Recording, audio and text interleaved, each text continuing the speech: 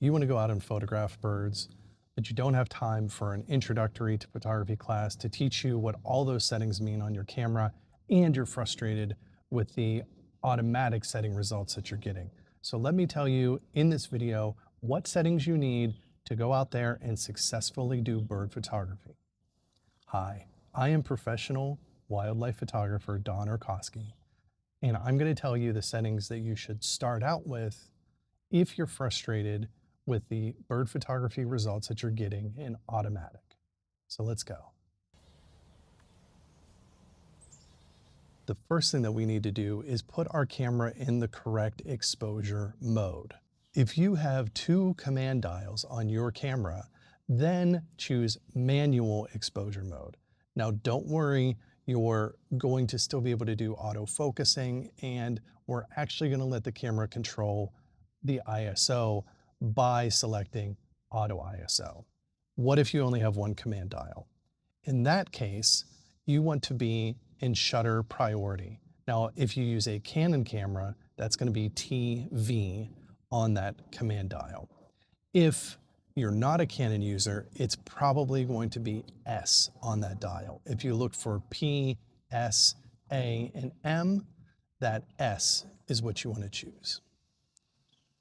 First, let's talk about those of you that have two command dials, because you're going to be able to control not only your shutter speed, but also your aperture. So let's first start with aperture. Your aperture, and remember, this is if you have two command dials and you're in manual mode, your aperture should be set pretty wide open. That means a small number. Another word for aperture, or another name for aperture, is f-stop. So your f-stop should be a small number, which lets in the maximum amount of light. At most, you want to be at an f8. That is kind of where we're going to cut things off when it comes to photographing birds. Now, regardless of if you have two or one command dials on your camera, what you want to do next is make sure that your ISO setting is set to auto. And again, no matter which you have, a single or two command dials, the next setting we're going to set is our shutter speed. And our shutter speed needs to be fast enough that it freezes the motion of the birds, but it also needs to be fast enough that we don't end up getting camera shake while we're using it. The way to defeat camera shake, especially if you're not using a tripod or a monopod, is to use a shutter speed which is faster, that is a higher number than the length of your lens. Now, if you are really serious about photographing birds, you're going to have a lens that at the absolute minimum is 300 millimeters. Most likely you're going to be in the 400, 500, or 600 millimeter range if you are serious about getting good photos of birds where you're able to reach them far away. So when it comes to our shutter speed, at minimum, we need a number that is bigger than that size of our lens. I have a 600 millimeter lens, which means I have to use a shutter speed of higher than a 600th of a second. So that's something like an 800th of a second or a 1000th of a second.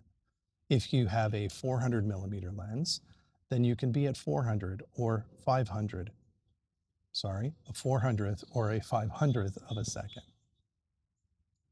These settings should get you much better bird photos in sunny conditions.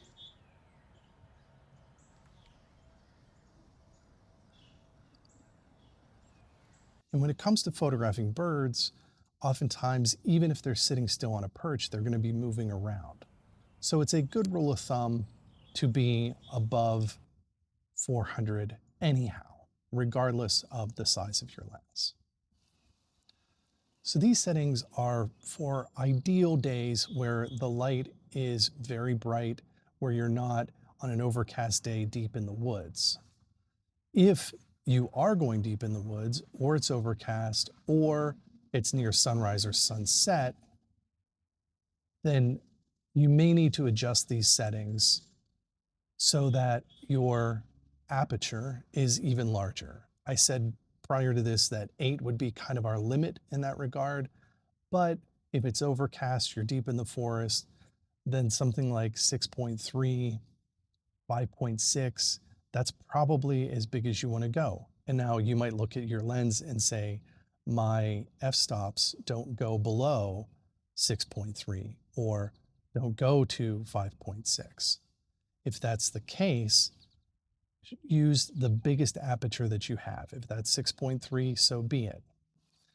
The other thing you can do is use a monopod or a tripod to make sure that you've got extra stability. This will let you reduce that shutter speed down. So the number will be a smaller number, which will provide more time for more light to come in. So that's it. Those are the settings that you need for good bird photography, even without knowing what those mean. Go out and try it. Let me know how it goes. I'm really curious to hear how this has improved your success rate.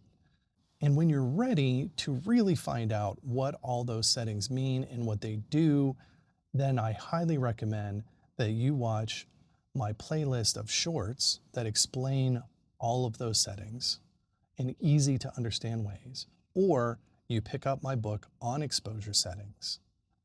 That too is a very easy to understand read, and it will help you to understand when you can push things one way or the other and try to go outside of those settings. I really appreciate you being here. Thank you so much for watching. If you enjoyed the video, I really hope that you'll like it and that you'll subscribe to my channel if you're not already. Thank you once again, and I'll see you next time. Bye-bye.